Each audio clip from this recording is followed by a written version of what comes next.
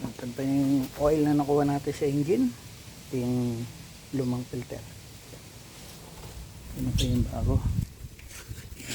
Pag ginigpitan nyo po ito, huwag masyadong, pwede ma-hand tight lang yan.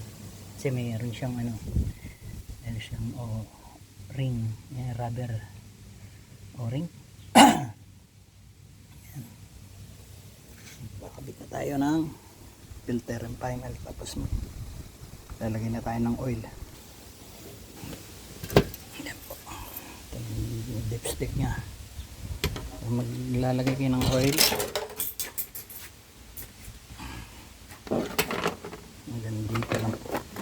Ito tayo sa sobra. Ito. Pag malamig, pag uminit na yan, hanggang dito. Yan. Hanggang dito lang po ang kakarga, huwag tayo sa sobra. Kasi madadali yung makina natin, mag-uusok to. Ito yung oil na ginagamit ko, full synthetic.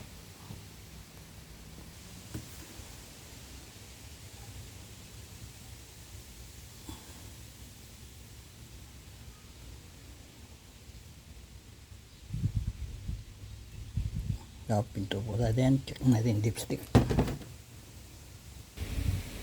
Ayan na po, nasa pangalawa na siya. Yan, pwede na yan po. Start na natin yung makina, tapos check natin yung kung may oil leak. Start na natin yung makina. Takbuhin nyo lang ng few minutes para mag-circulate yung bagong oil. Ayan lang po ang pag-change oil. Markingan nyo kung kailan kayo nag-change oil para alam nyo kung kailan siya papalitan ulit. Sa akin every 5,000 kilometers. Ayan po dati. Ngayon papalitan na natin siya.